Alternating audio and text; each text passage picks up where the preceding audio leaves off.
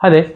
Um, just a little warning. This episode does tackle a lot of issues, and there is a lot of stuff that is, well, it's not easy to come across, and there's a lot of topics here and a lot of things that are said that um, you have to be warned to. So we do talk a lot about mental health, you know, suicide and self harm and other things, and just be very cautious when you listen slash watch this episode. I hope everyone is safe, and I hope this episode breaks the stigma when it comes to mental health. Thank you.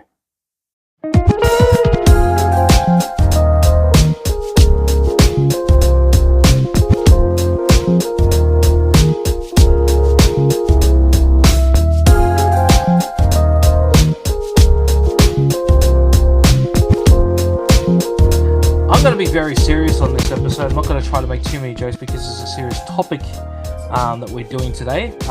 Hello and welcome to another episode of What If It's Cool, the show where we talk about anything and everything that is cool in the world today.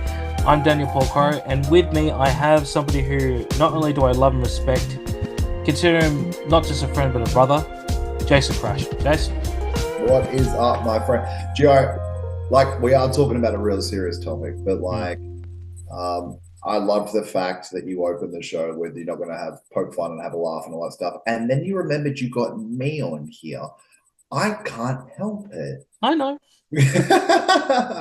But no, man, look, it's gonna be great. We're gonna I think for me especially, because it's like, hey, Jayson Krash is here. It's like, right, I need to pull back this Krash persona for this episode a little bit and just be real. And I think that's going to be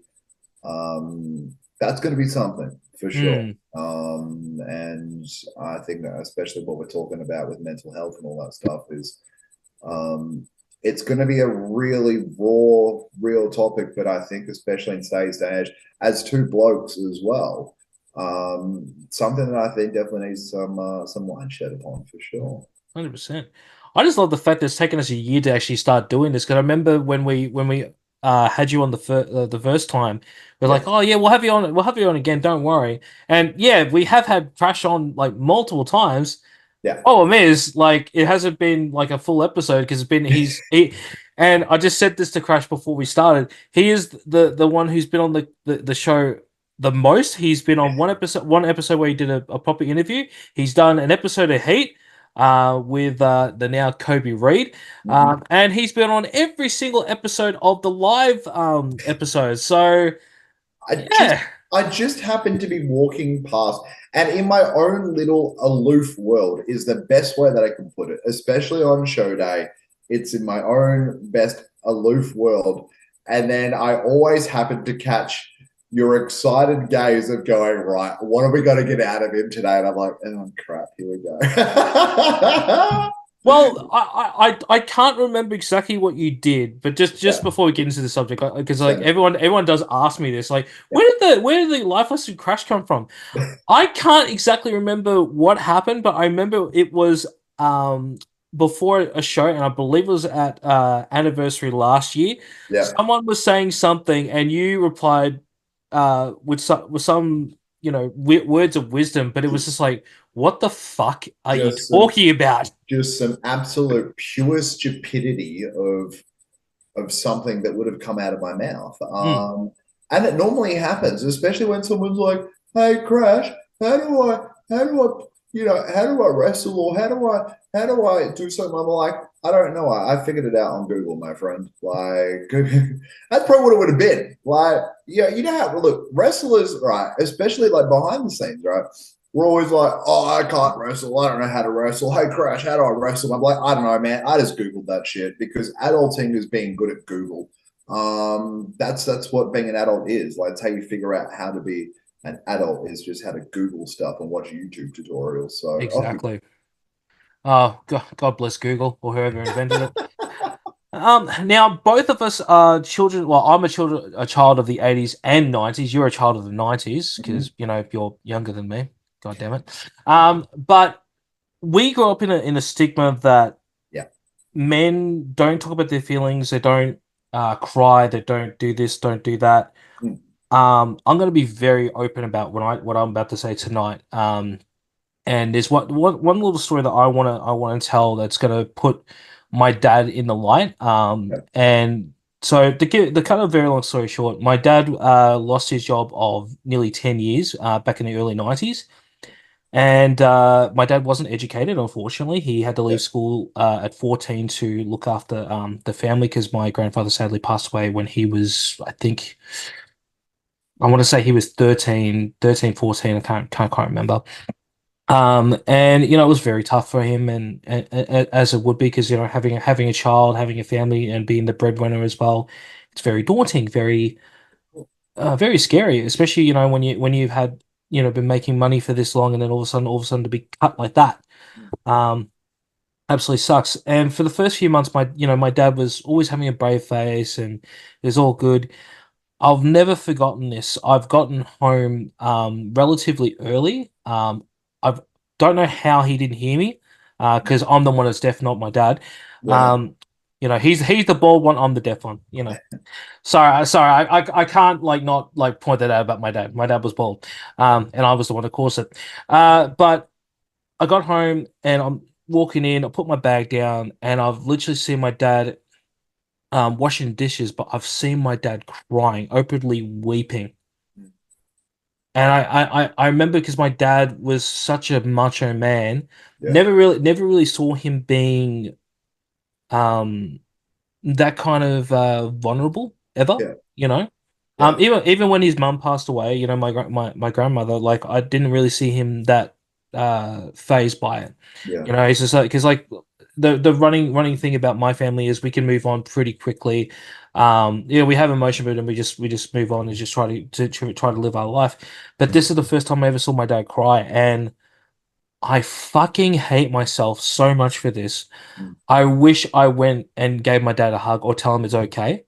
Yeah. Because like it was 2 years he was out of work, Yeah. right? And just it was absolutely horrible to see him like doing that. And like it didn't get any better for him later on. When he did get a job, um he became a debt collector. And Yeah. I remember the very first week he was fine. The second week is what broke him. Mm. The Thursday of that job, he had a shotgun put to his head. Jesus. Fuck. And he was feeling very very humiliated, and as you would. And it's just like, but before he passed away, he got better, and he became himself again. But seeing this side of him, like just watching him, he's just going down. I wish I took the time just to see if he was okay. Yeah. Because I think that's all my dad really needed, is to have somebody else. Because like my dad. And I shit you not, my dad was the nicest person you'll ever meet. I always feel ashamed because I'm nowhere near the man that my dad was. Yeah. But, he didn't really talk to a lot of people about what was going on, Mm. inside. And that really shocked me. And I don't know, was your old man like that as well? It's so funny that funny is the wrong word, but it's so interesting that you bring that up, and I genuinely appreciate you fucking telling me that, because that's earlier. So earlier this year, so my relationship with my old man, with my dad, has always been really good. Very fortunate with that. And we're very similar with our personalities and humor and this, that, and the other. My dad was, for me, someone that I would always look up to, like my mom as well, of course. But I think my dad's sense of humor is what I always, I think, leveled with. Mm. And my mum, for example, like I'd always sympathize with my mum's like drive, determination, care, and compassion kind of thing. Not saying my dad didn't have that, but like I think you're right. Being a man, it was always like that. He definitely had it, and there were times that he showed 100% he fucking did. But my humor and our characteristics is what we bonded over. Mm. And anyway, over the last year and a bit, our relationship has been tested a little bit because I've had to swallow. I was struggling to swallow my pride. I owed my dad a little bit of money, um, and I got into a little bit of a tight situation. Unfortunately, where I couldn't pay dad back. Mm. Now, my pride being what I was, and I think I was so embarrassed and ashamed that like my dad has backed me for so long and I couldn't just pay him back. Like cost of living went up, fucking whatever, right? Mm. Anyway, and our relationship deteriorated horrendously because I avoided him like the plague because I was too ashamed and embarrassed um, to reach out and admit I didn't want to be that one that was like, Dad, fuck, I'm sorry, man. Like, I can't pay back this week or whatever it might be. You know what I mean? It was like, do I put fuel in my car to get to work? Or, Mm. and he got that. Anyway, it couple of months ago, he my stepmom messaged me and she went, can't call you. And I went, I know what it's about, but I can't. I think I was at the point where I can't avoid this anymore, you know. And anyway, she called me and she goes, I'm, and she meant it from such a caring place, but she needed to wake me the fuck up. And she went, I'm so disappointed in you. And I was, and she's like, do you know your dad lost his job earlier this year? And I'm talking, this is in June that I had Mm. this conversation with her. She goes, do you know in like Feb he lost his job because he got bullied out of work? And I went, well, no. She goes, do you know he got bullied out of work and now your dad is fucking like not him anymore. Like his mental health has turned to shit. He's not himself. He doesn't want to go outside anymore. He's not laughing. He's not joking. He hates to be around people. I'm like, what the fuck did I miss? How did I let something like money deteriorate the relationship with my old man, who's someone that's backed me for so long? And um, I said to her, I was like, how did I just become so selfish? Um, and she's like, well, he's not going to tell you because he doesn't want to put that pressure on you. Because that's how he's built, and that's how blokes back in the day were built. Because they are, you know, there's a great picture. You'll see the meme all the time that, like, especially a father figure or just any male figure will always take a piece of him to fill someone else's. But to refill that piece of him is next to near impossible. But he would tear himself to shreds while still smiling Mm. to help and support other people. And now the roles were reversed, and I don't have a fucking clue. And it's some look. Fortunately, now like I talk to him a lot more, and I'm a lot more open and candid with him. Um, but it's gone from him giving me advice to me giving him advice, and I'm like, how the fuck in today's day and age did this happen? Where this bloke, all he does is go out there and try his hardest, and these, for lack of a better term, absolute fuck stains of humans at his job bullied him out of employment after he's been there for 30 plus years. That's like he's been at this job as long as I've been alive. That's all I've known him to be at, Mm. you know, and I missed that. And I missed what happened to him, but you know, he kept his cool and kept his chill for my sake, not to add on to my plate of shit. So yeah, dude, I get you. I get you. But that's how they were built. Yeah. And I think unfortunately today's day and age, it's how it's transcended along the way. I think it's one of those things that, and the thing is, I'm not going to say that it was taught to you like that, right? To be that way, but I don't believe it was, and I also don't believe that it was taught to me that way. But like But that's what we saw, not due to not due to lack of anything else and not wanting to. But if they don't know, they can't teach. Mm. And so that's how we're gonna be brought up. That's how we're gonna see stuff. Because and hell, even in today's day and age, I'm the same. Being the trainer at wrestling, at Adrenaline, people throw shit at me left, right, and center, and I'll support and I'll do what I can. And then I've got to go home and fucking do what I can at home. I'm going to go to work and fucking do the same thing. But I'm dying inside. But I can't tell people that because at the end of the day, if I'm falling to bits, who the fuck are people going to lean on? That's how we're built, right? That's all we've ever seen. Mm. How are we meant to know any better? It's it sucks because like I like you, I'm the same. You know, I try to put a brave face with it, and so I'm dying inside as well. Mm. The one problem I have now Mm. is I do have a lot of close friends. You're 100% one of them, but and I know that we always say we're always there for each other, but for me, I think is because like having and not to go too much detail right now, but No. you know, not having the not respect, what's the word I'm looking for? The like the support that I had, you know, that I have now. Yeah. Like obviously growing up with not having that much support, I find it very hard to open up to people about everything that's going on, Yeah. and because simply for the one reason, because I don't want to be a burden to somebody, you Yeah. know. I've recently had there was actually this week I actually messaged my friends who I call the Dark Horses, that my brothers in Christ, and you know, I apologize to them because I've been MIA. I've been very quiet for a Mm.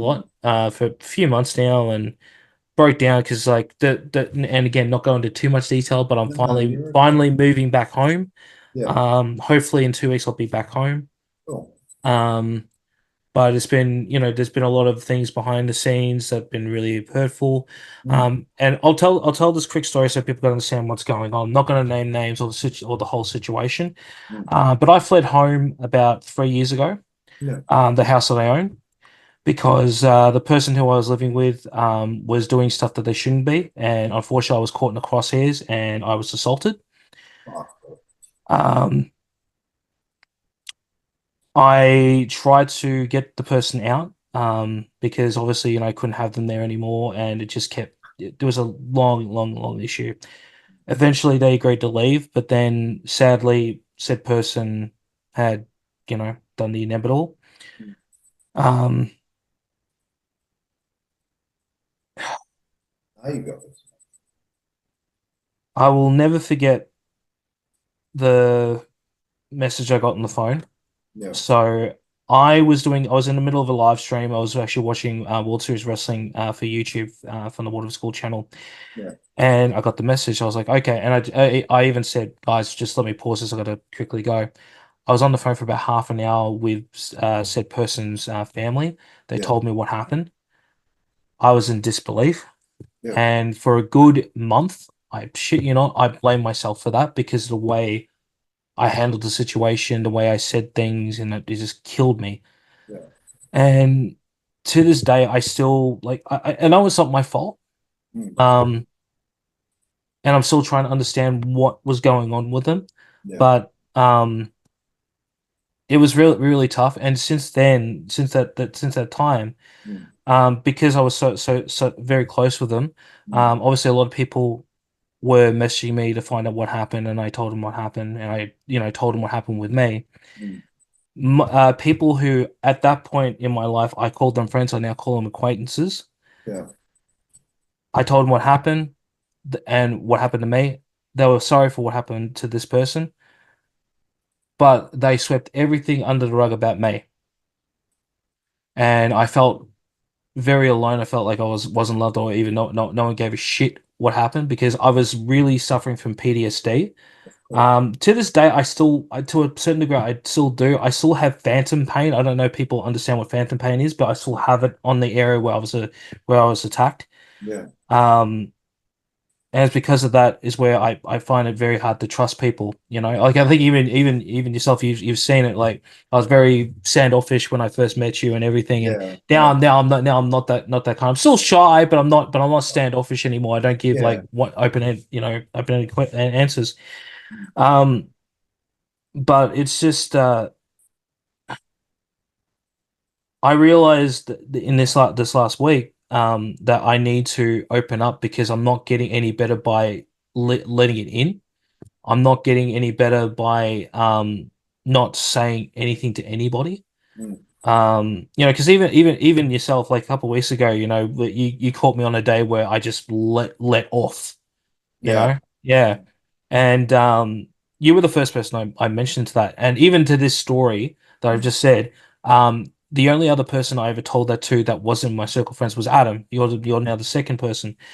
Um, appreciate it. And it's just well, and obviously everyone who's watching this now knows the story too.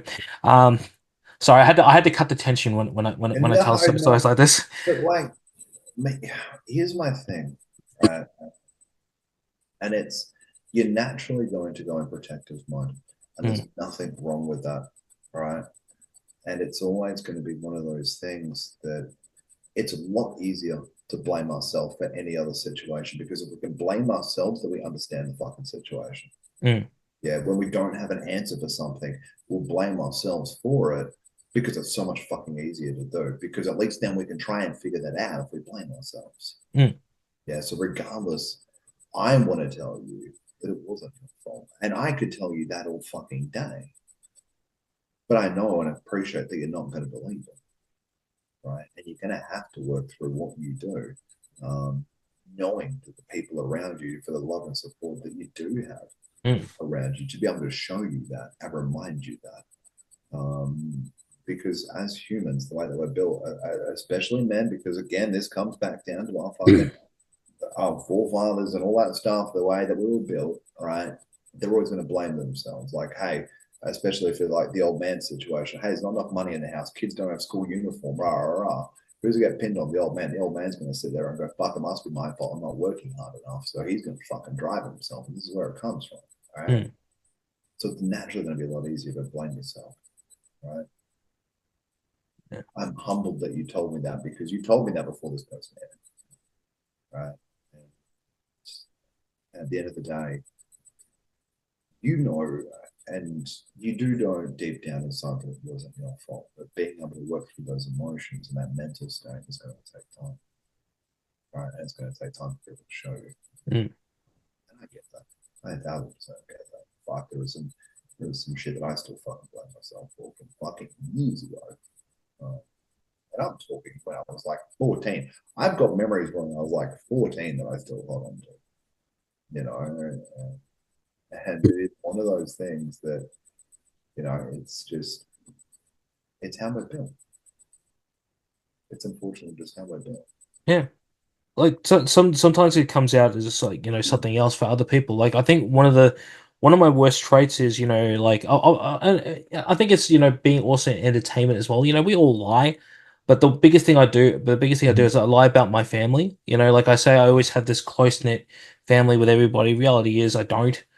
I can't really hide it anymore because it's just that point where I've only got maybe a handful of people. Like I still like I'm so glad for my godmother because Yeah. she's the one who's allowed me to live with her for the last 3 years. That because of all this, she's the only one who's really been there for me. I mean, I've got my god sister as well, and a few other members, but like I'm trying to not talk about them. Like say the truth about what's going on in my life because I don't think I need to be scared anymore because I think everyone's going in the same boat. Yeah. Because like everyone's got their own baggage of shit that's there, and little by little I'm now getting to that point. But um, I think one of the biggest hurdles that we have here now is that men still want to be, I'm not going to say the word I was going to literally about to say the word I'll have to bleep myself for, but be the the macho man, be you I'm, know everything, and it's hard. and but you look at social media, right? Guys are not so much in today's day and age, and it's obviously slowly evolving. Mm, Guys um, guys are built and portrayed as these big, buff, strong fucking. It's not even just about the physical appearance, but like with the physical appearance, you're naturally going to link that to mental strength as well. If someone looks the part, they must be the part, right? Exactly. And this is why they said mental health is one of the biggest killers, because someone with the biggest smile in the room could be someone that might not be here the next day. Robin Williams, like perfect example, I you was know? dead. I was honest to God about to say that, Mm. and I still remember that day that I woke up. I'm like, no fucking way, no way, not Robin Williams. That was Patch Adams. That was the bloke from Flubber. You know what I mean? Like there's no way, and it's it's how. And look, I know we're talking specifically about men, but like it's the same with females as well. And like, and again, it's or or anyone really, because yeah, it's all we know. It's all we know, Mm. and and I think you touched on it briefly before that, like, why are we going to open up and share something but we don't know what someone else is going through? We're going to sit here and suffer in silence because we don't want to add on to someone else's plate. Mm. I think I said it to you before, and this isn't an attack on anyone by any means whatsoever. But I know, being one of the lead trainers at Adrenaline, that I'm very fortunate that people feel comfortable to open up to me, and that is so lovely, right? And 9 times out of 10, bring it on. Let me try and help you and support you, because it is so humbling that people feel comfortable to be able to do that, right? But then there will be that one time that I'm just down and out, but I have that big smile on my face. I got to G up. I have to. I've got to do it for training, or I'm about to wrestle a match, and I've got to switch Jayson Krash on. But I'll be dying inside sometimes, but I'm not going to turn around and tell someone that, because I'm the leaning post. I'm what people lean on. I'm not going to tell someone that I'm broken, because if I, and my head naturally goes, if people see that I've fallen, does that give them the fucking mindset of, oh shit, if he's struggling, how the fuck am I going to cope? And again, it comes down to that brave, proud man mentality we talk about. Mm. And it's stuff like this that breaks the mold, but and like I said, it's the biggest silent killer in the world, they say. It is. Um, like, fuck, I remember. All right, now and I'm talking when I was, um, geez, I would have been like 14, 15. Mm. All right, and um, fuck, I've never told anyone this, so fucking gear up. Um, and I think this is when like um, MSN Messenger was a thing. Oh And God, now I feel really fucking old. Jesus. you used to be able to change, um, like the heading or the way that your name was written. You could have cool emojis and all that kind of stuff. Mm. And I remember signing in one day after school, and everyone's everyone's thing, um, was, um, Jared's ass was out at school, right? And what happened? It was something along those lines, right? Or saw what he had for breakfast, or something childish. I can't remember the exact words of, but I remember the meaning behind it. And it Mm. was because my pants split at school, right? My ass was hanging out. Now I was a big kid, and I mean, I was yeah, I was a big kid. and I was the butt of everyone's joke kind of thing. And I remember signing on. I was like, yeah, fuck. And the next thing I know, and I couldn't tell you what possessed me to do it, was bang as many pills in my mouth that I could Oh humanly no. carry. And either A, it was gonna this was the mindset that I was in, right? It was I'm a burden to everyone else, I'm the butt of everyone's joke, I'm never gonna achieve anything. And um, what's the point? And I convinced myself. I was like, well, Panadol's a painkiller, right? So maybe this will help with the pain in my brain. Or I'll be KO'd for long enough that I don't need to eat food for fucking X amount of time. Mm. And I'll lose weight. And sure enough, banged as many tablets as I humanly possibly could in my system. Um, and for whatever dumb fuck reason, they all came back up, minus maybe 5 of them. Mm. And I think I couldn't tell you why they came back up. It just wasn't my time. If you're a believer, divine intervention, you know. Well, been a few divine intervention times in my life, my friend. That's another day for another. That's another story for another day. Mm. Um, and yeah, but we've all been there. It's easier, like without going too dark, but like, sure, I've done dumb stuff to myself in the vain hope to take away pain. The tattoo on my wrist that people might have seen covers a Nazi scar. Um, but now I turned it, it's going to be upside down. No, it is upside down. But it says strength, right? And that covers a bit of a scar, but like helped build me to who I am today. And I don't. Again, I think in today's day and age, it just comes down to the fact that it is okay not to be okay. Mm.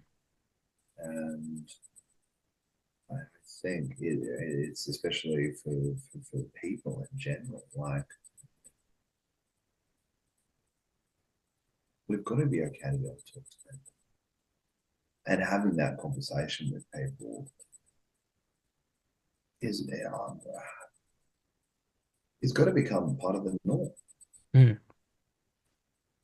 Not saying that I want someone to be having a mental health crisis every day, that it's normal to have that conversation, but I don't want it to be taboo. And I think we do need to break that mold that, like, that it is okay to talk about it. Like, fuck, I'll be real with you. You want to be fucking real, man? I probably within the last month, I'm doing better now, have been in the worst headspace I reckon I've ever been in. Because I lost my job and money is fucking disappearing out of my bank account. Well, there's no tomorrow. Mm. And then I'll wake up and I'll sit at home and go, the fuck do I do today? Then I'll watch the seconds go by. I'm like, I'm fucking useless. Like, I'm actually fucking, I've got no purpose at all. Besides maybe whatever. And all right, I'll take the dog for a walk. And okay, I'll go to the gym later. Yeah, cool. What am I contributing to? Well, fuck all. And I'm genuinely, I would sit there and watch time go by, and I would tear myself to shreds. What else would be? I'm still not working. I have a casual job that I do 2 days a week, but fuck me, I ain't gonna put food on the table. And this is that vicious cycle back to the fucking proud supplying man of the house that, like, I'm sat here, I'm like, man, I would fucking be the breadwinner. You know what I mean? Like, if I'm not capable of doing it, then what the fuck? And Don't get me wrong, my headspace is fucking running a lot better than what it is because I've got a bit of an action. But you know, and then I'm sure you've done it as well. One thing falls to bits, and it's like, how the fuck am I expected to be Jayson Krash if I can't fucking hold down a job? I'm the APW World Heavyweight Champion, but I can't fucking hold down a job. How the fuck am I meant to go out there and make these people believe that I'm okay? Um, People Snapchat, man. Be like, "Hey, bro, how's your day?" And I'll be like, living the dream, not working, and just hanging out. And I'll be like, pick up my phone, like, wipe by the fucking tears, and she'd be like, "Ah," you know what I mean? Like, but because I'm not going to ruin some other. Oh wow, I nearly dropped a C bomb. Just that pure fucking. Yeah, oh, I told you our passion was going to happen. Um, but like, I'm not going to ruin someone's day because this is what we're talking about, right? I don't want to be a burden because what are they going to do while they're at work? So I'm not going to tell them, hey, I had a fucking shit day. They're like, oh, actually, well, I was having a really good day until you fucking told me that. Thanks. Like, fuck you for ruining my day. You know what I mean? So of course, a fucking smile on life. You know, sorry, I've just like steam trained your thing here. No, no, that's I've known you for how long now? I know you're gonna go this way, then you're gonna go this way, and then you're gonna go this way. Until we get back here, what Yeah. were we actually talking about? My sincere apologies. No, but that's pretty much what we were talking about. It's just the stigma they are, and um yeah, I didn't know that that's what you were going through at the time, and now at the moment. So I'm here for you, brother. You know. No, I appreciate you. But you know what sucks? Mm. And you said it before, and I'm just saying, hey, you're like, I'm here for you. Reach out to me if you need. Do you reckon I fucking will? Fuck no. Not because I don't want to, because that's what's programmed in me. It's all I know. You know And what I think? You know what I think we need to do? hmm. Um, God, I hate it when I get fucking ideas in the middle of a goddamn fucking episode. I think we need to commit to like you, me, maybe a couple other people, just to meet up one night a week. Just to either have a drink together or just go out for a walk or something. Just be kind of and just talk. Yeah, You know, because and like it's a great idea. because we don't live that far away. I think like when I go back to my old place, I think I'm gonna be like, oh, if that 10 minutes away from you. Mentally. Because right now, I think what am I 5? I think Yeah, from memory. yeah, Yeah, so it's not going to be that far. And yeah. then everyone else that I know, that does need for us to talk to each other. I think they're not even that far. If we all meet up one night a week, it'll be good. Well, that's it. Um, because Uh, like we don't we don't have this. Well, sorry, depending on how you believe it, I believe there's only one way. But we only got one life, and we're all in the same boat, and we all need to help each other in some way. I know that we find it very difficult to ask for that help. I know I do, for fuck's sake, but I think we need to be a bit more courageous about it, sort of swallow our pride and actually do it because, like, yeah. unfortunately, I'm not gonna name how many people I've lost, but I've lost so many of my fucking friends. Mm, Two come to mind, and I'm not gonna name names. I'm not gonna name the whole situation, but I need to put this out there. mm. One of them, sorry, okay. Now you've got this. I remember when I told him that I tried to do the inevitable. Yeah. He slapped me Mm, so fucking hard. I could still remember how painful it was. And he just looked at me and just said, dude, you don't need to do that, man. Like you got us, but most importantly, you got more things to do in the future than just worry about dit, dit, dit, dit, dit, dit. And he was right, like it's there's I never saw the future because at least at that point in my life I thought I was on borrowed time. mm, Stupid way to think. Um, and then several years after that, um, And mind you, this is when I first started having Facebook. So, I took everything with a grain of salt, whatever was on there, because we know the internet's always, it's not always full of truth. Saw a message saying that he was gone. Yeah. I was like, no, that it can't be. Like, no, no, it can't. It just cannot happen. Mm. Message him, call him, nothing. His sister puts all this whole thing. I try to contact her, she's not answering. I finally get a hold of one of my best friends who's close with him, Yeah. and he fucking.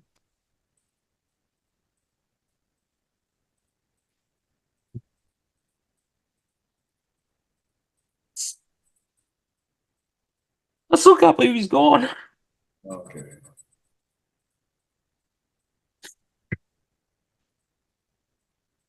It's been like 14 years now, and I still visit his grave, and I can't believe he's gone. And I remember for the first 2 years, I was angry every time I went to the to visit him, Yeah.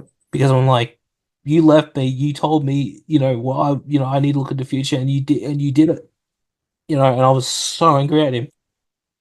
Yeah. And then I really, once I learned the story, what was going on, I went, I understand why, Mm. you know. I just wish he had said something to all of us, Yeah. because I don't know if we could have helped him or anything, but I guarantee he would still be here if he had talked.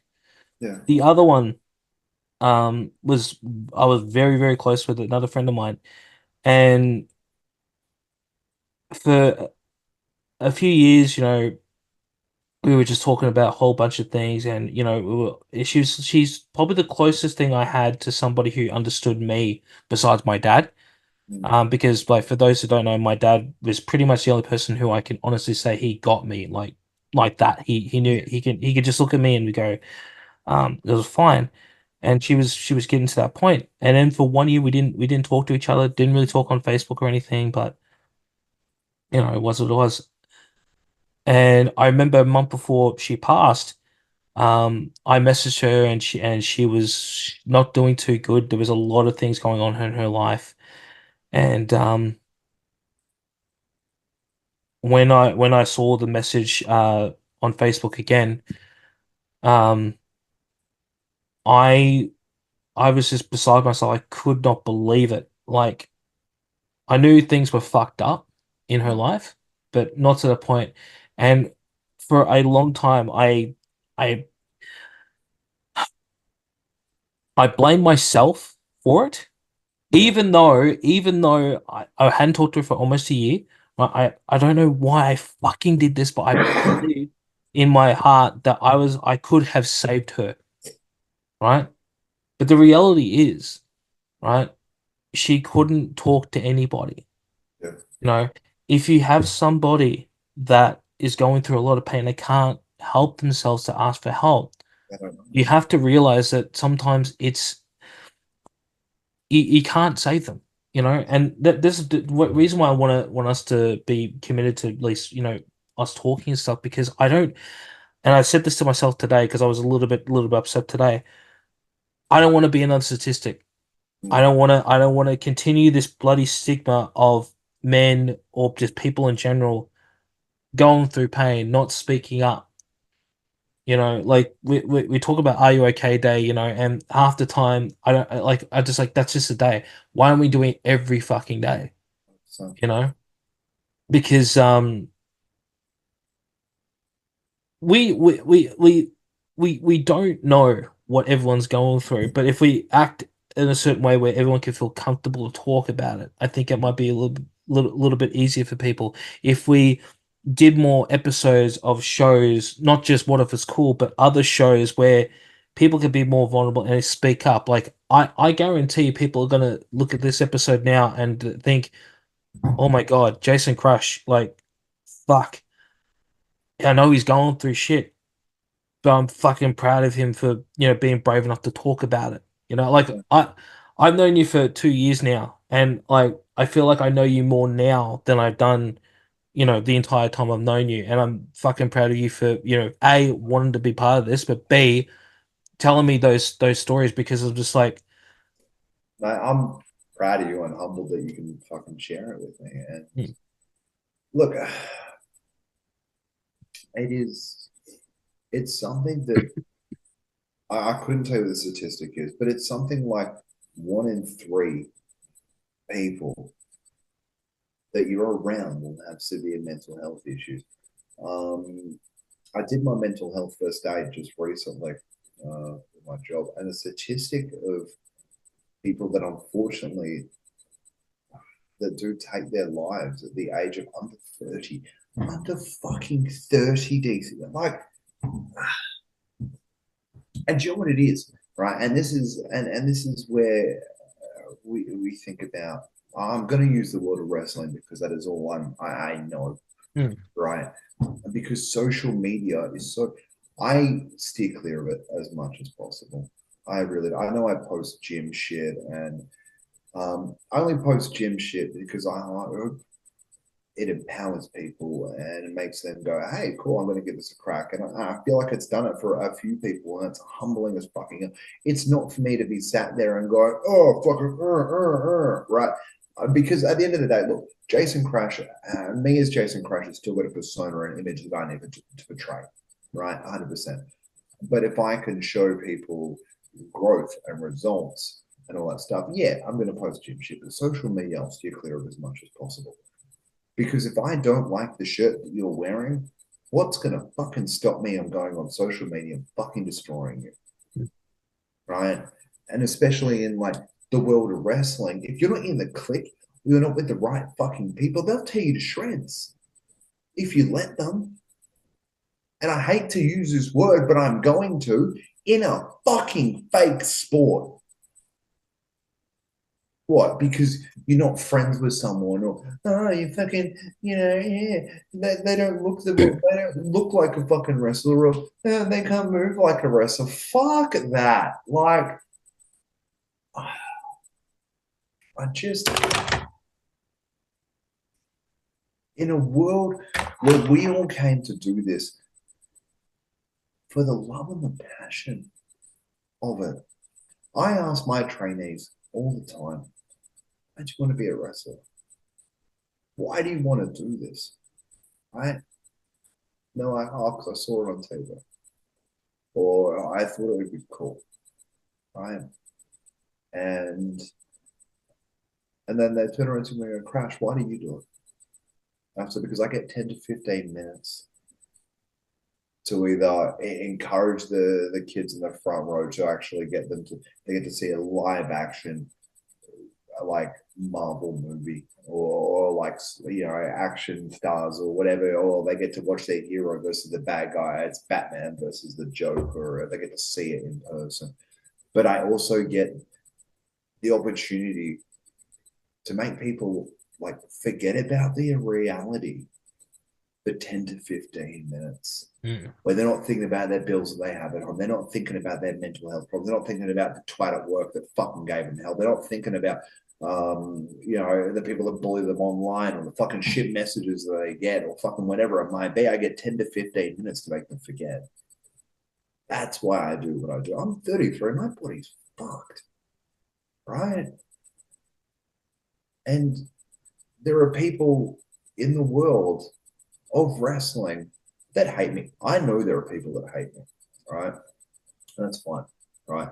They hate a very old version of me, but they'll never get to know who I am today, and that's fine. Like each to their own. Fuck you, right?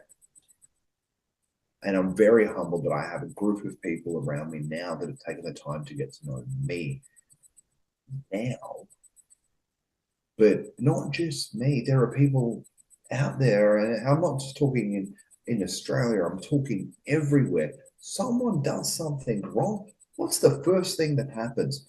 There'll always be that one prick on the other end of the fucking computer that will tear that person to bits that's never got in a wrestling ring, right? Doesn't know what we do. Probably never met the person in their entire life and probably never left their fucking basement. Like, I don't know the person at all, but they can justify tearing someone to bits that they don't know. Fuck, I'll be real with you. there was a time not that long ago, I'm talking only a couple of years ago, right? That fucking I was done. I mean, I was done.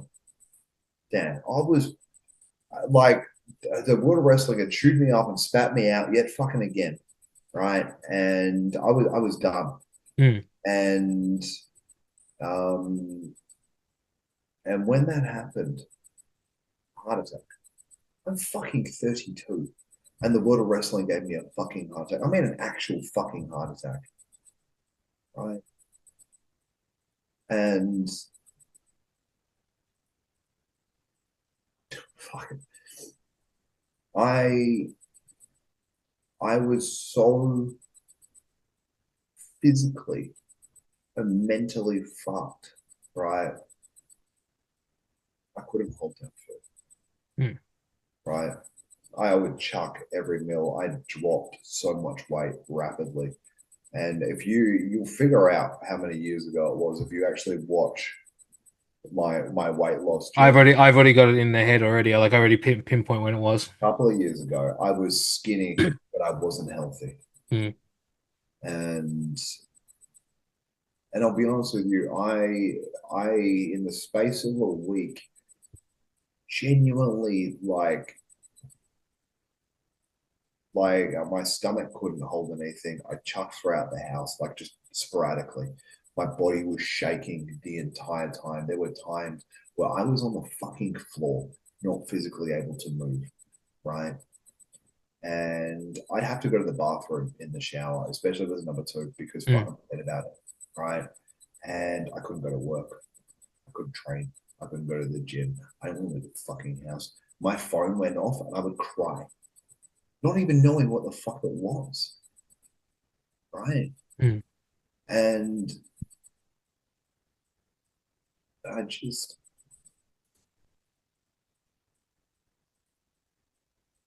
but we still got up every day. And during that time, yeah, I tried to end it all a number of fucking times. Just fucking this close, and I just and it's so easy to tear someone down. Why the fuck do we do it? Like, you get one shot at this, right? You get one shot at life. You get one shot. Everyone has 24 hours in a fucking day. I could walk outside now, right? Taking the bins out, and pure fucking accident happens, bang, get cleaned up, game over, forget about it, Mm. right? The fucking floor caves in underneath me. Like, I don't fucking know. But I appreciate that we tear people apart for what? A split second of fucking euphoria, a split second of a laugh that, oh, who fucked up in the ring? Fucking fuck him. Like, don't be wrong. If I fuck up in the ring, I'll have a laugh about it. Mm. Right? There are people that be like, he doesn't look like a wrestler. Fuck him. He didn't get trained properly. Fuck him. Like, actually, no. I'll tell you that training's a different thing because we've got to be safe doing what we do.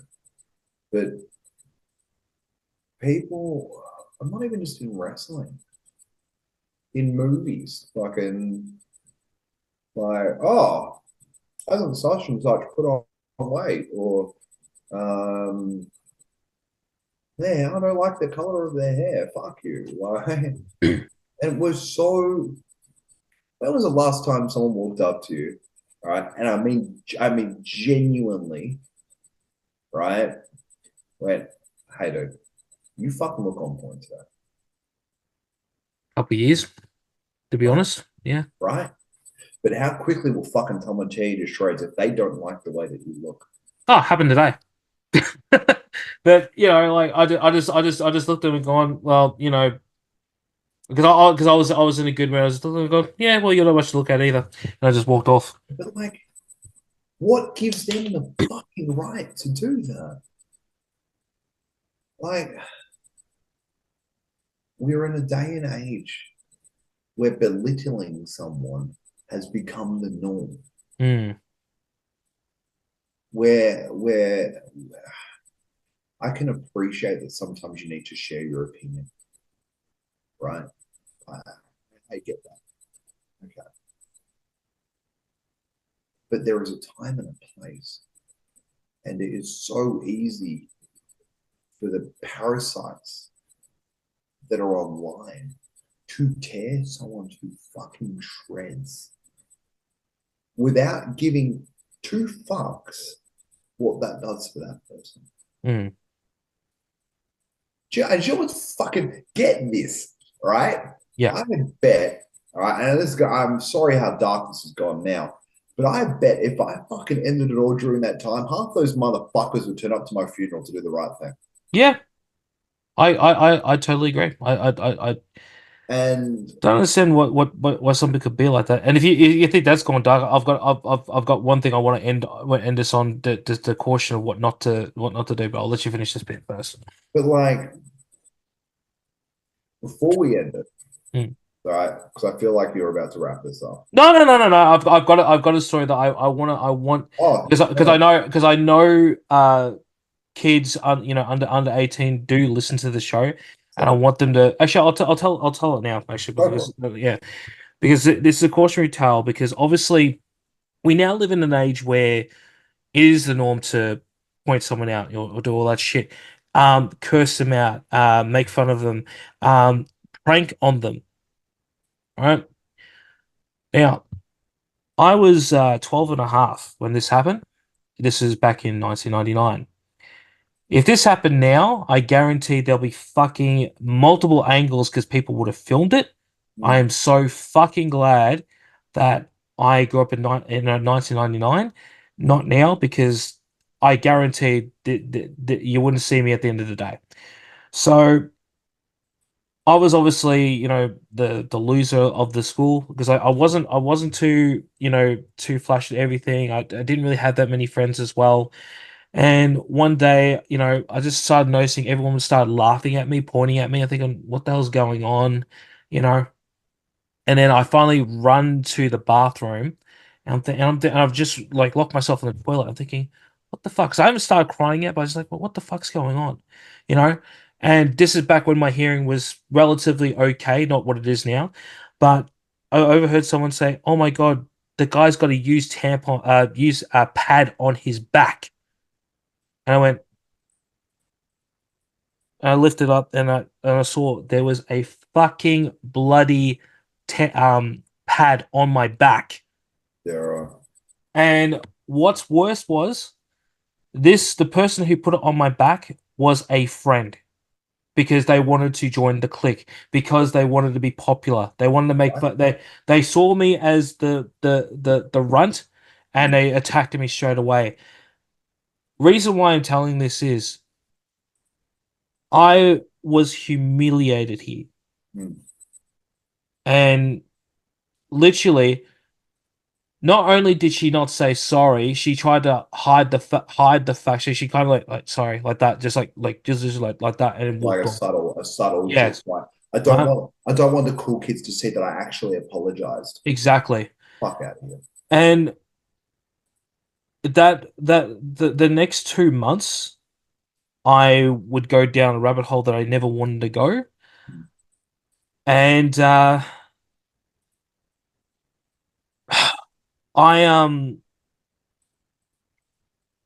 it still angers me to this day that that happened and that it was acceptable because the teachers heard, but they didn't do shit Yeah. about it. I told my mum, and she went to the school and told them they didn't do shit about Yeah. it. Right? This happens now, right? I guarantee it'll become a fucking viral video, Yeah. right? And 100%. the person would either be mentally scarred or they're going to be the other thing, and then all of a sudden it's going to be like a shit fest online about it. Mm. Reason why I'm saying this is because I don't want that to ever happen again. I Fuck. think people really need to fucking think before they do something like that or do anything that's going to discourage somebody. You're gonna have No? to bleep this. You're gonna have to bleep this out, and I'm really Yeah, sorry. But when was it cool to be a fucking? I'm sorry, but when did it become cool? never has been, never will be. But like, I just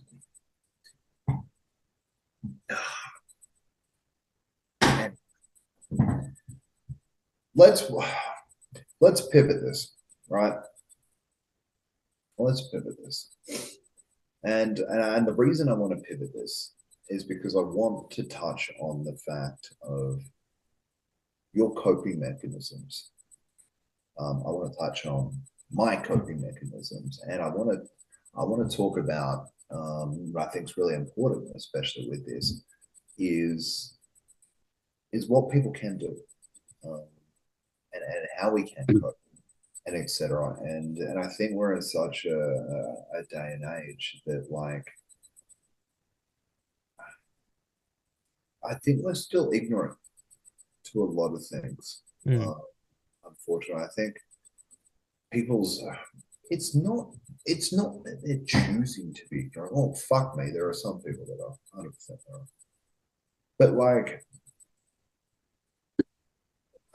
it's almost like we're not sensitized, or people are desensitized that words can hurt, um, and especially when people are like, especially with like messaging, Mm. right?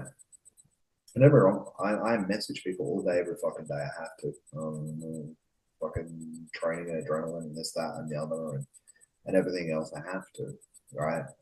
Um, but, like, if someone takes something the wrong way, it's never why the fuck do you say that? And it's like, oh shit, I'm, oh, I didn't mean it that way, or my tone was different, or this, that, and the other.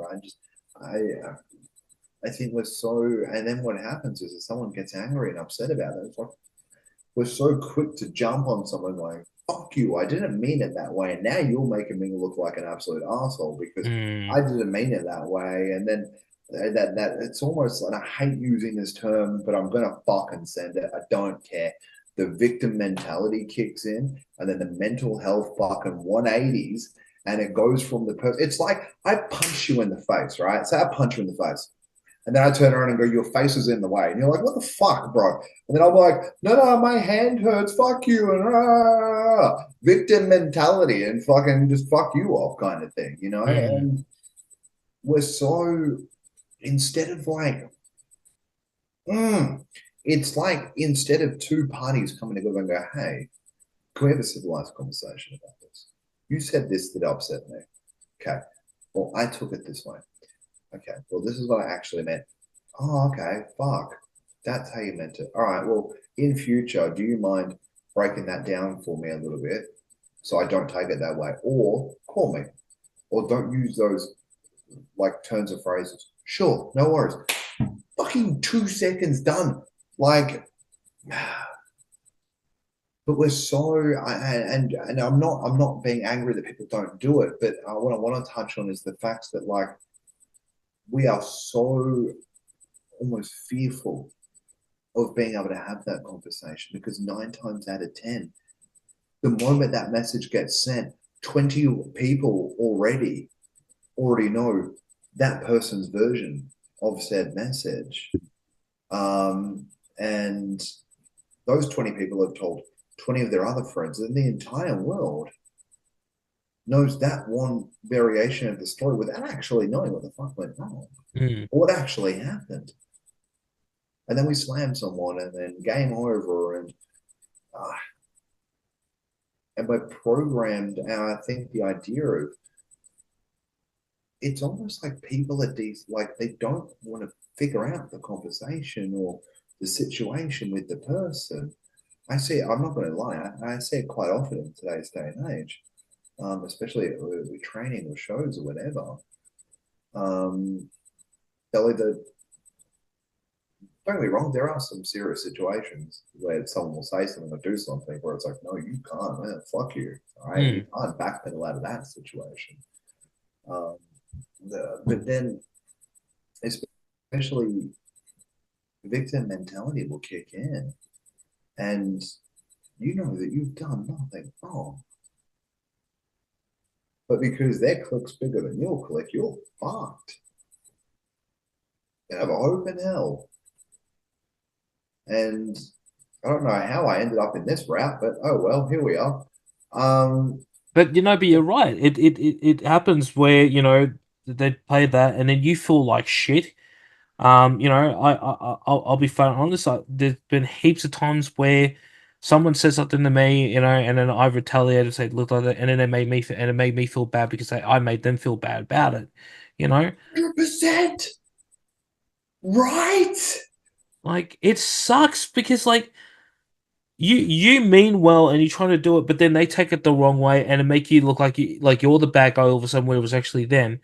And if you're right, you're right. If he took those 2 seconds to explain it, it would be a lot easier. Like a good example was one of my friends. Reason why we have such a good connection now is Mm, because we used to do. They used to go back and forth, back and forth, back and forth like that. And then one day he turned around and said to me, "Look, I really don't appreciate when you talk to me like that." And I'm going, "What do you mean?" And then he explained to me because my terminology that I was saying to him were trigger words for him for yeah, something completely different. right. And I realized, holy shit, I am so sorry. Right. And then we back up and then we was like, so what hurts you when I say this, and then ever since that day, It's just that understanding of respect for each other to be able to actually have that conversation. exactly. And again, it fucking comes back around to just having that conversation. And I think I've totally drifted off my original point that I was trying to make here, but like, It wouldn't be an episode of What If It's Cool with Jayson Krash if it wasn't, but like, I think what I was getting at is that even in today's day and age, we're so quick to. It's almost like we're so quick to have the opportunity to bury someone or talk shit about someone if, like, you know, uh, you know, we think they said the wrong thing or we believe we can get away with what they said. We're not going to have that conversation anymore because it's a lot cooler to be Mm. able to spread gossip and fucking bury someone or and I can appreciate that having a conversation with someone can be tough. Fuck yeah, it can be. Holy shit. Do I know it? Right? The amount of times I have to pull trainees aside and go, hey, look, it's tough. But in what the fuck was I trying to get at? Hey, Krash, just reel that motherfucker back in for a second, right? What was my point? Um, I think that right. Right. I think we really need to be a little bit more open with people and understanding of their situation and circumstances before we Mm. jump down someone's throat. I think trying to articulate and figure out what they are trying to say, what they are trying to mean, and actually taking on their side before, because I'm not built like you. You're not built like me, right? No one is the same. Everyone is programmed differently. But because it doesn't compute in my head, fuck you for not knowing how to communicate with me, right? And because you don't know how to do it, I'm gonna fucking bury you to everyone that I know about, and they'll be like, oh, what do you mean? Oh, well, he said this is and this and this and this is a trigger word for me, and does he know? Have you told him? You will know. He should actually know. Do you come with a fucking instruction manual, bruv, that I don't know about? So you're gonna bury him and it's yeah, but like he should know that I don't like the color green, so don't wear green around me. But he did it anyway. Did you tell him, dude? Even I didn't know that. Well, what the fuck did you know? Fuck you. Communicate with people so they can better support you. And but don't bury someone. And we're so quick. Again, I need to get off this topic because I think I'm going down the wrong route here. But like people, I truly believe that 9 times out of 10 people mean well. Mm. Right? And I do.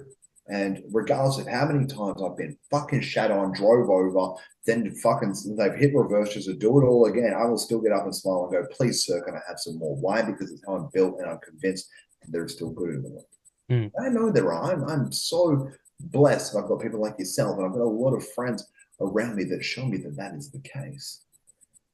But I think we just need to be a little bit more open and uh, to how people are programmed, um, because mental health is different for everyone.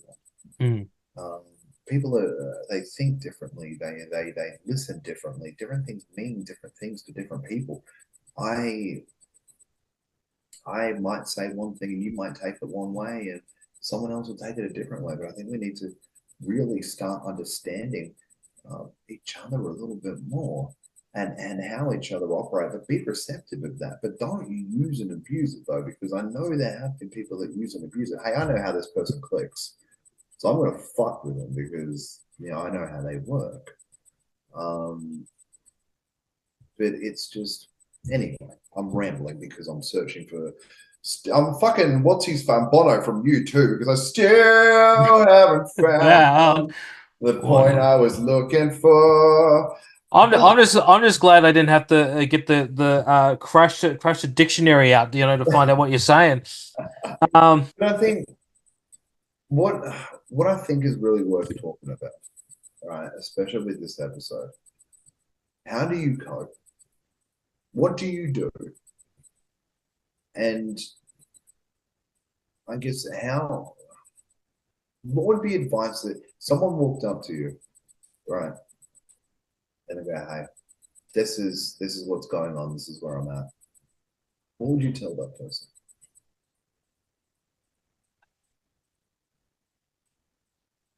one of the best things I've ever seen, and ironically, it's on social media. Was this little clip of Tom Hanks in a round circle with Shia LaBeouf, Al Pacino. Oh, Oh I've no, sorry, seen yeah, this. Oh, yes. I've seen this. And this is a phrase that is getting me through life in general.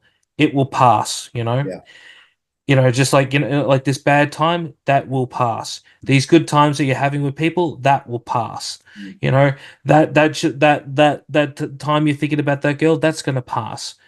Everything will pass. Just keep going, keep moving forward. Um, but the things that help with that is finding the support people that you can have around you, whether it be family, whether it be friends, and someone said to on the radio this morning, sometimes it's easy to talk to someone you don't know. So like you got the care lines, Yeah. if you're like me who listen to Light FM, the Light helpline, Yeah. um, you know that's one thing. For me, my biggest thing that helps me get through it, and it's hard to believe that 6 months started doing it. It you nearly pear shaped was doing the show. Yeah. Like honest to God. Um, this show has single-handedly saved my life because I have something to do every day because obviously I do a lot of things on the socials, Yeah. but I get to meet interesting people. I get to talk about anything and everything that is cool, Mm. right? And one of the main things why I wanted to do that is because like I have a lot of things that I like that nobody likes, and now that I'm not just doing interviews, I can actually do particular topics. It's great, Mm. but I get to show a side of somebody else, whether it be in wrestling, whether it be in music, whether it be in movies that of people I've interviewed, and now cosplay, but that episode hasn't come out yet. But Oh, that's exciting. yes, we'll talk later about that one because I think you'll enjoy that. Ah, uh, but no, but like that's another form of therapy for me because like I can talk to, and then if it's something like for instance when I had someone here, sorry to do a cheap plug, but like K-pop, I'm not big on K-pop, but like I yeah, getting to understand why he thinks it's cool, that's and so like cool. my thing about life in general, I always want to understand people's minds and how they work, Right? and like what we're talking about here, like understand so we can get the same mindset. I think that's one of the things we do need. I agree with you on that one. Um, but that's my way to cope is to find my happy place. I'm going to share one quick thing because I don't think I've ever told this to anybody, to be honest. Sound it. Yeah. So you want to know why it took me forever to? you know, well, eventually I was asked, not I put my foot in the door. You want to know why I never asked to wait for adrenaline? Well, I didn't think I was good enough. I didn't think I was cool enough to be hanging with you guys. okay. I honestly felt very you know, like I'm never gonna get past it just being a fan. And even though I had several people from Adrenaline say, "Oh, you'd be great doing," you know, I was like, "Yeah, I'm like that." I will still remember when Chris Law said, "You know, if you want that role, we'll back you up." Yeah. But I never took it because I was so freaking scared. And then when the opportunity came at Alpha, I'm going to be flat honest. I felt because I didn't know, you know, what was going on at the time. I felt a Yeah. little bit guilty because I really wanted to work for Adrenaline because I felt at home there. But Yeah. then the what signed me off is because, like, you know, obviously I knew people who I was talking to. I was like, okay, Yeah. I'll do it. When I found out you, B Squared, John Stop Action, Nova, everyone was on there, I was like, okay, I think I'm going to be okay with it. And I joined this community that was really great. And then all of a sudden, you know, 6 months after that, I get a knock on the door saying, you know, we got this plan for you to come on. Yeah. And I remember I told said person because we don't want to reveal who I talked For to. sure. Um, it's been my dream to do it. That's where I wanted to work from the get go. That's so And nice. I don't know if you remember this. Yeah. Remember the NGL thing? Do you remember somebody saying, you know, I wanted to work for Alpha for Adrenaline, but I don't know how? Fuck out of here, bro. That was me. And even though you said just a message, I still couldn't do it. Yeah. Like because of like you know the not having the support, also not having confidence in myself. I think that's what it is. But now that I you know I work with you guys on a regular basis, this is my happy place. This is my coping mechanism because like I can have the worst fucking day in the world. The moment I step through that little door, whether it be at adrenaline, whether it be at alpha, whether it be at MXW, I'm a fucking different person. I'm all Right. smiles and everything because I know that I'm safe here. I know that what we're doing is going to be good. And if even if we fuck up, we're not going to give shit to each other. We're like, okay, you fucked up here, but let's just see so we can improve on that to make sure that if you do it again, it's not going to be that bad, or you know we can laugh it off. You know. 100%. And I mate, that's fucking humbling. Like, Oh, I can make it more humbling, but I don't want to tell that story. I want to tell it after we do this because there's actually something I wanted. I've been dying to tell you, but I'll tell you later. But and roles reversed though. How about yourself? my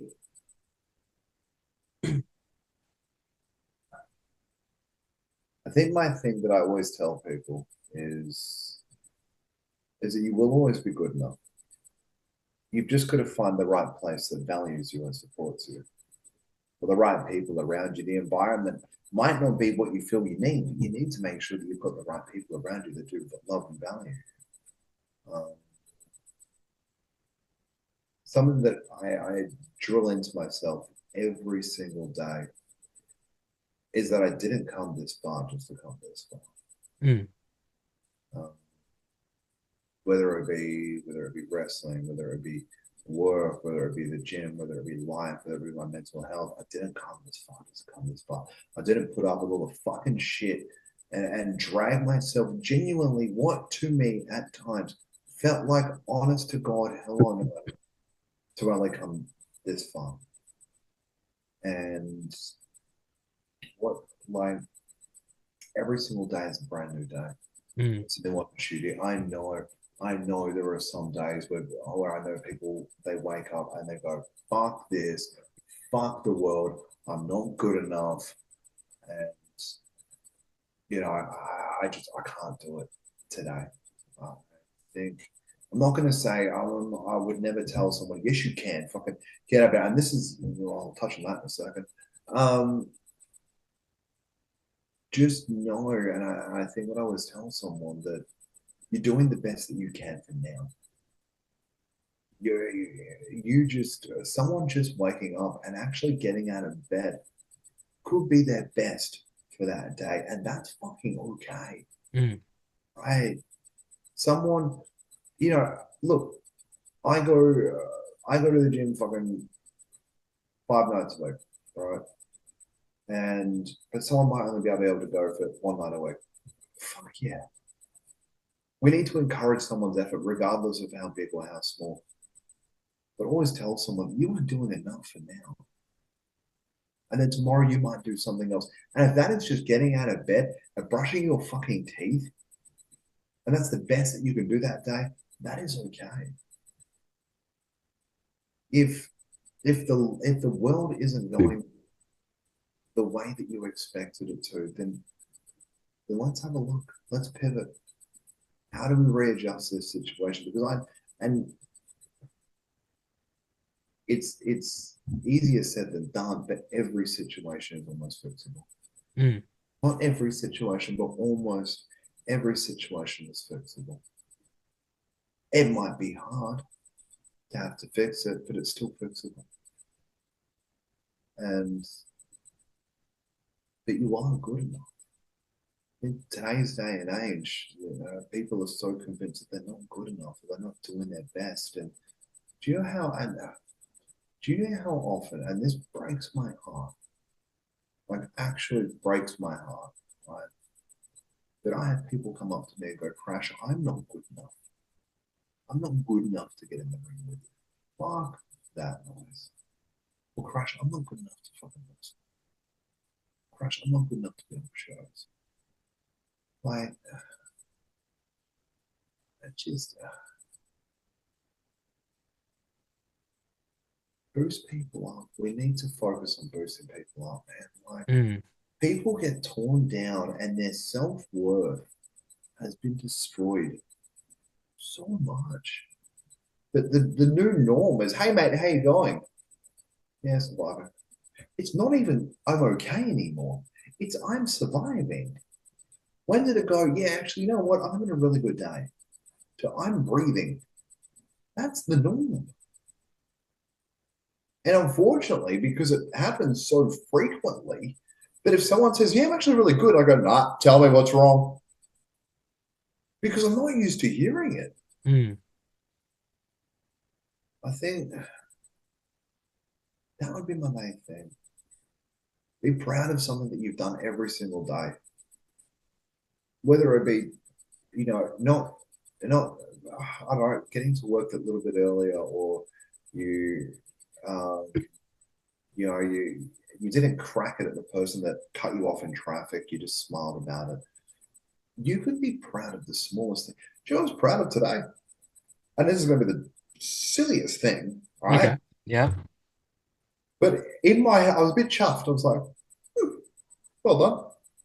All right. I managed to carry 3 bags in one arm while opening the front door and nothing falling off. I'm not even fucking kidding. Right. And I had my gym bag in my arm, right? And I had Yeah. a box sat on top of my gym bag, and my water bottle was on top of that, right? And I walked from my car to the front door, opened the front door, and walked in, and nothing fell over. And I put it all in the can. And I went, boom, bitch! Like, I was like, that's fucking dope. Find joy in the smallest fucking things, because at the end of the day, and I say this to so many people, if you smile, the fucking world will smile with you. I promise you. It might be fucking burning around you, but if you smile, you will find. I know it's hard some days, but you'll find something to smile about. You will. And 100%. like, whether it be the smallest thing, people, we are so, I think we are so programmed, right, to get to the end goal, or for something exciting or an achievement. For an achievement to be an achievement in today's day and age, it has to be fucking huge. Like, an achievement for me might just be packing my lunch the night before I go to work, because I never fucking do that. I'm fucking hopeless at doing that. Right? If I could give it, I know I've just rattled off a shit ton of advice or whatever, but like, people need to talk better to themselves. Genuinely. Yeah. Right?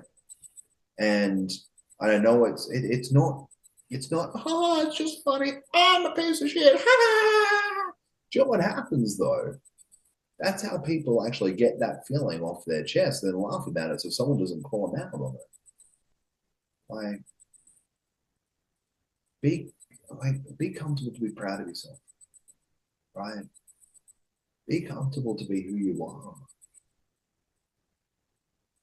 Talk better to yourself, genuinely, right? Everyone needs to talk so much better to themselves. Breaks my heart to see the way that some people fucking talk about themselves, right? Like I'm not. People go, Krash, you're in great shape. My original answer was, I'm getting there, right? And I'm tired. It negatively reinforces my mindset of fuck you. You're not where you want to be. So no, you don't deserve praise yet, right? And it did, right? And then someone said, "Hey, Krash, you're looking fucking lean and mean." And my brain went, "Fuck off, dickhead! Stop being." And then I turned around and went, "Do you know what? I really appreciate that. I'm actually putting in a bit of hard work." It's like we're too humbled. We're like we don't want to come across arrogant or egotistical, but like instead of being gracious, we're just like, be proud of your hard work, right? No matter how big, no matter how small. I'm not talking, it doesn't have to be gym. Like if gym's not your thing or like you're comfortable with who you are and how you look, fucking brilliant, right? Mm.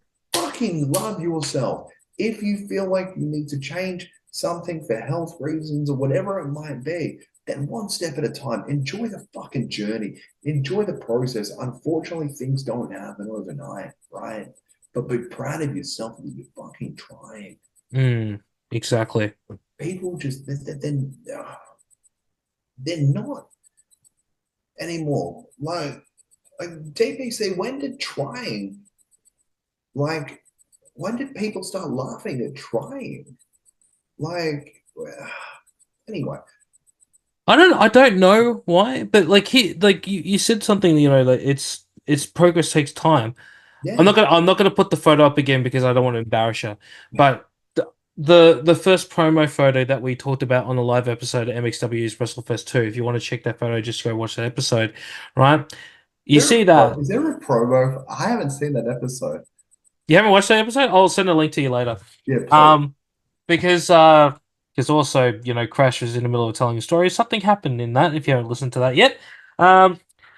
I just want to firstly say for that one, thank Oh, you, yeah, yeah. Ref Tom Collins for that, because Sarge, that was fucking hilarious.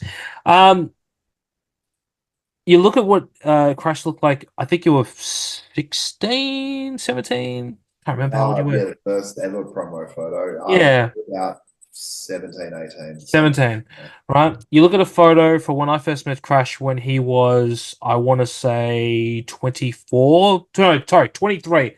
At PCW was that ladder match that we talked about a while ago. The Destiny ladder match. Yes. Yeah, And then you see what he looks like now. The progress goes like this, 100%. and it's always going to be like this. 100%. I recently had somebody say to me, "Oh, you look so confident whenever you do What If It's Cool, or whenever you do a backstage interview, or whenever you're doing whatever." I'm fucking shitting myself. I'm even shitting myself right now. But Yeah, here's the thing: you look at early episodes of What If It's Cool as a what how bad my jokes were back then. yeah, Because they were terrible, but they're still terrible now. But at least my timing's a little bit better there. That's progress. You look at the way I talked in the first few interviews when I did for Alpha. yeah, It has gone, it keeps going like that. There have been ones where it go like down, but that's more my fault because haven't prepared myself, and that's a story for another time. But that's progress. mm, We always have these things in life where it's going to be progress, and we shouldn't be yeah, ashamed of it because we like it comes back. And again, I got to bring this back to wrestling. I yeah, will never forget the documentary about Shawn Michaels, where his mum said she didn't want to see him later on in life. Says, what if I didn't take that step? We've always got to try.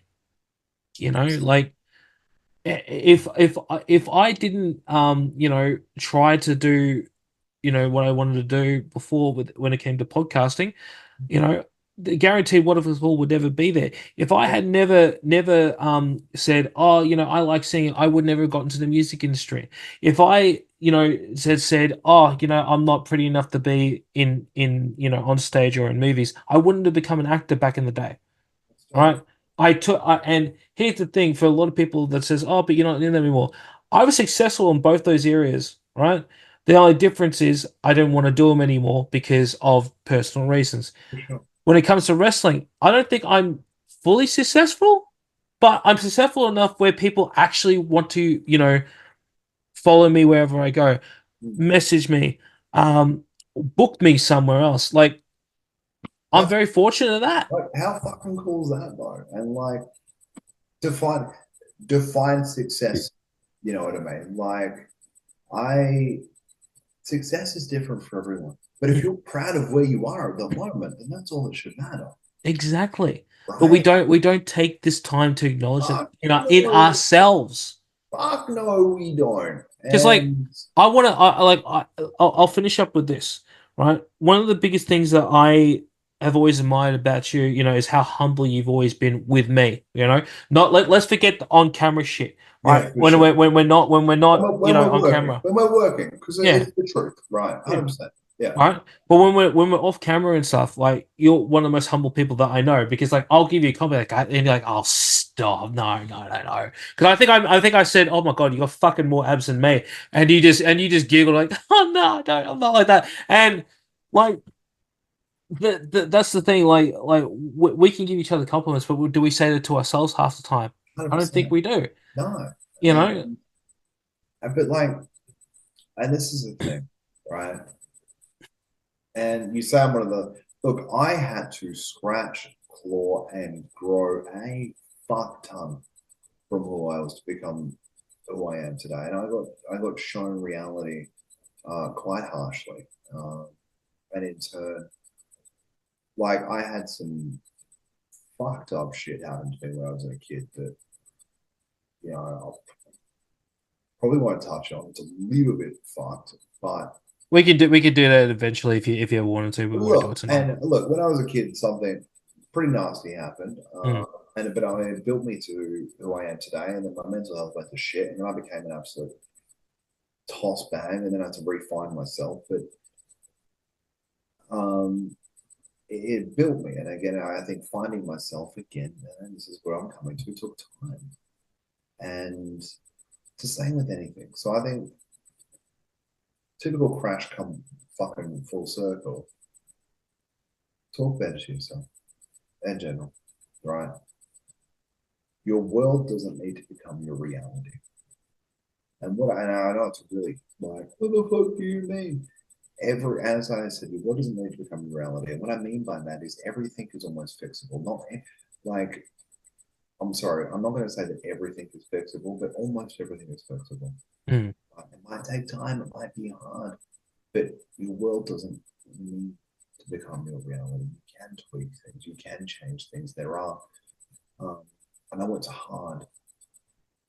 Trust, trust the process. Sometimes be open to having a different perspective spoken to you because they might shed a light or a different mindset might come to play, which might help. Mm. Um, there is still good out in the world because I know a lot of people don't believe that there is. There is. Uh,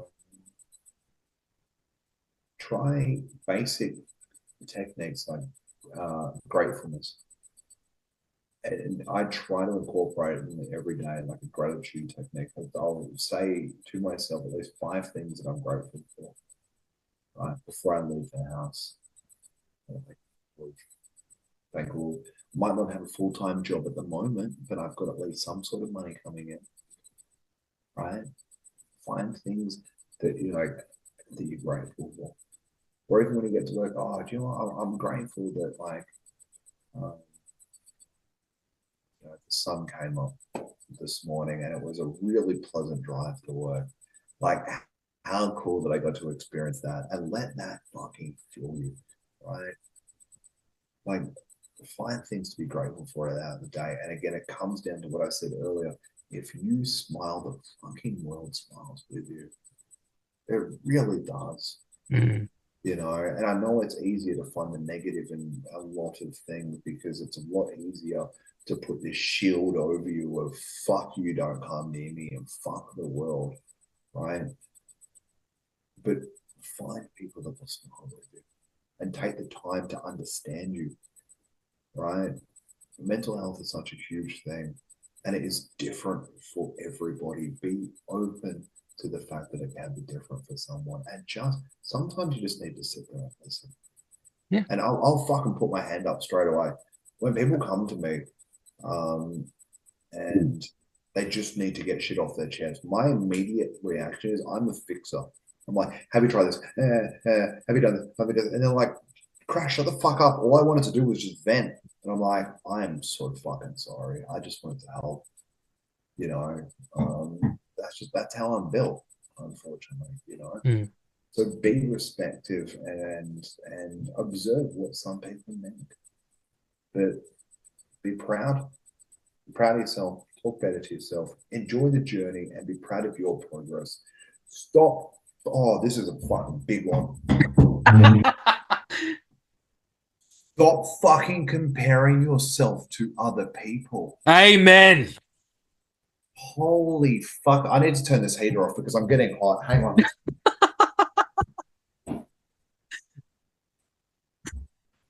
Fucking almost on an episode of Heat here, Dad. Please, and I know I said that quite aggressively, right? But please stop comparing to other people, right? And I'm gonna go out on a whim here, right? And I could be wrong. I might be firing off. You said before that you thought you weren't cool enough to join Adrenaline. Is that because the people around you thought were cooler than you, and you weren't or you didn't feel comfortable approaching me because maybe you looked at me and went, "Oh, fucking, he's there's no way," kind of thing. It was more that like I just felt like it's my own insecurities as well, but like that as well. Whenever I see like you guys, and I was like, my God, like not saying that you guys were because I didn't go well, even though we technically went to the same school, but I was older. I feel like you guys were the cool kids. I still feel like I'm like I'm still an outsider, Yeah. So that's why I didn't want to do it. So I want to say to you, know your fucking worth, right? And you know what? And this is also okay, right?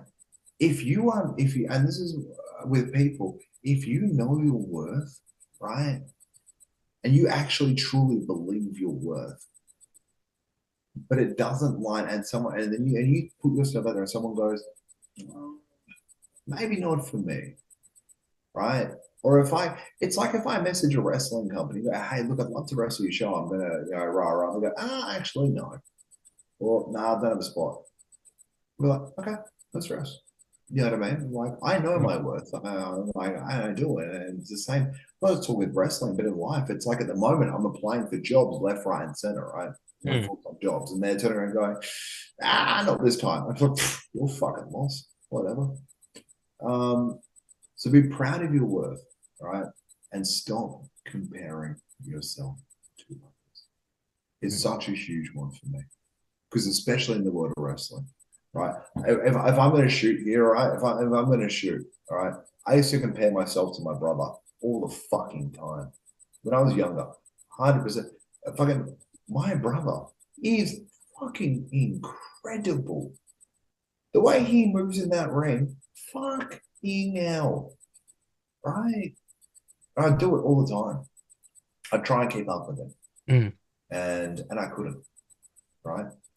And I realized one day, I'm like, but that is okay. Because the world of wrestling doesn't need another Zayn Zodiac. And if we all looked the same and I compared myself to everyone else, like, we'd all look the fucking same. We'd all dress the fucking same. We'd all have the same sense of humor. So in turn, our sense of humor wouldn't become funny anymore. We'd all drive the same fucking car. We'd all have the same haircut. We'd all be you would just be fucking repetitive clones coming fucking straight out of the system if we all wanted to be the fucking same. Mm. Fuck the chick that's on Instagram that's got 1,000,000,001 fucking followers, and I want to look like her. Well, I'm sorry. Fucking get a good photographer that knows how to fucking use Photoshop, Yeah. and stop. At the end of the day, right? I know there are situations where people don't feel comfortable in their own skin. Okay, whether it be I'm not going to deep dive into a gender thing or whatever it might be, right? I can appreciate there are times like that, right? Mm. But you are built the way that you are built for a reason. Oh my god, you're about to get to the most serious part and it cuts out. Anyway, It would not be an episode of What Is Cool having Jayson Krash on if technology didn't fucking work. Okay. so I and we all and we're like, but we're all so fixated and hyper focused on like, oh, now I didn't have like time to position my. Yes, the angle. All right. On that note, be okay to fucking laugh at yourself. Holy shit. The amount of times that I make an absolute fucking dick of myself, right? Because I find it funny, but I know it's going to make someone else laugh, and that's okay. Right. But you'll always, when you do it, right? Always understand there's always going to be that fucking asshole in the corner that goes, well, you're a loser because you're not following the norm. Like, fuck that noise. Anyway, right? Be okay with who you are. All right. Be okay with how you build. Mm. Be okay with your sense of humor. Be okay with how you look, how you dress. Because like I said, it would be like if we're all built the same. That's what I was getting at. Ah. It would be like a fucking Pez dispenser of fucking humans, right? If we're all just, chasing the same thing or wanting to be the same thing. I'm not saying it's obviously okay to want to thrive, to look a certain way, but don't compare yourself to someone else and be disheartened if you're not there. Look at yourself and be like, that's me. And no one else fucking looks like that. No one else moves like that. No one else fucking laughs the way that I do. No one else speaks the way that I do. I am unique and I am me, and that is fucking cool. You want to know what if it's cool? What if being your fucking self is cool? Right? Mm-hmm. Because I truly believe we're all here for a fucking reason. I really do. And I'm convinced that I've been through what I've been through in life because in turn it's made me who I am today. To in turn be able to talk to people and go, you know what? Anything's possible. You can achieve greatness. You can fucking become the version of yourself that you want to be. Be fucking proud of who you are. Please, fuck me. Stop comparing yourself to other people and being disheartened that, don't get me wrong.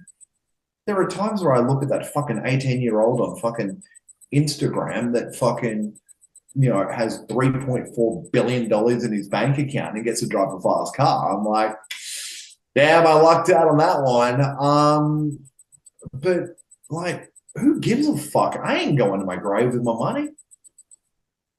But fucking smiling at someone's free. Mm. That doesn't cost something. Going out for a walk and just grounding myself, that shit's free. That ain't gonna cost a cent. Just be okay with who you are. Nothing wrong with that. I'm convinced that seriously, there's the right person for everyone in this world. You don't need to change who you are because you're already built the way that you're built for a specific reason. Life builds people a certain way, and for a reason. Life gives us the experiences that we have because in turn, one day you're going to have that one conversation with someone that actually fucking either saves their life or changes their world or changes their perspective. Why? Because you've been through it before. It might have fucking been hell back before, but as you said before, that video that you saw with Tom Hanks and all that, things will pass. It will. And you'll be able to fucking help people with that. You know, just don't compare yourself to someone else. If they're doing them, do you know what? Celebrate with them. Fuck, can we start celebrating with people? Like, we're so, we're so quick to, oh, they've done that, have they? Fuck them. Because they've got a new job.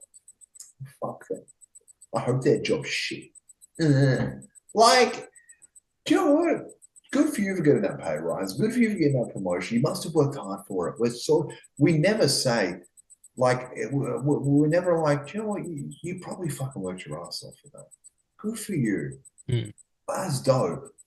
You know, but it's more just well, life just likes you a little bit more than me. So victim mentality. Go fuck yourself. Be proud of someone. Celebrate their wins with them. I don't remember the original point of this, but I feel it's somewhat all valid. I think we're basically just signing off and just saying that, we're asking everybody, are you okay? We're going to be looking after each other, and hopefully tonight or today, whenever you're listening or watching this, look, you're feeling better. It's a mouthful of an episode. Oh, yeah. I'm not gonna lie. I didn't realize it was 20 past 10. That's 2 hours because of my tech issues. That's my bad. That's all right. Like again, it wouldn't be an episode of What It's Called without tech issues, because technology's not our friend. Yeah. Love yourselves. Love each other. Fucking be okay with loving each other. Surround yourself with people that make you feel good. Talk to the ones that, if you feel they're worth having in your life, if they're not making you feel good, talk to them. If life is really tough, right? Places like your Beyond Blue, don't be afraid to reach out. Talk to your GP about a mental health care plan. I know psychologists are expensive these days, but GPs can help. Exactly. Right? It's okay, and it is cool to reach out for fucking help, right? Because in turn, you know what? You might find something that works for you through seeking help, and you'll be able to pass on that advice. So, and just love yourself. I know it can be difficult some days, but just love yourself and love the people around you and be proud of what you're fucking doing. And if life gets tough, there are people out there that love you. Don't be afraid. I know it's fucking hard, like we've spoken about earlier, to be able to reach out and talk. But even if just a simple message of going, hey, I'm struggling today, and on the flip, we need to be a little bit more receptive to people actually reaching out and having those conversations. So I know it can be tough, but yeah, mental health looks different for everyone. It is the biggest silent killer everywhere. But do you know what? Like you said, time will pass. Smile the way they smile with you. And just know that you fucking got this. Like, you really fucking do. Like, it might not happen today, it might not happen tomorrow, it might not happen in a fucking month, but you know what? You keep fucking pushing. You keep turning up because you didn't come this far, You fucking got this. All right. Well, Krash, first and foremost, I love and respect you. We'll definitely keep each other accountable, that's for sure. Now, normally I will give the whole spiel. I'm not going to do that because this is a very serious episode, and I just want to leave it at this. I hope everyone is safe out there. I hope everyone is okay. Make sure to reach out to people. There are people that love you. There are people that will support you. You just have to speak up. And until next time, we'll catch you on the next one. Peace.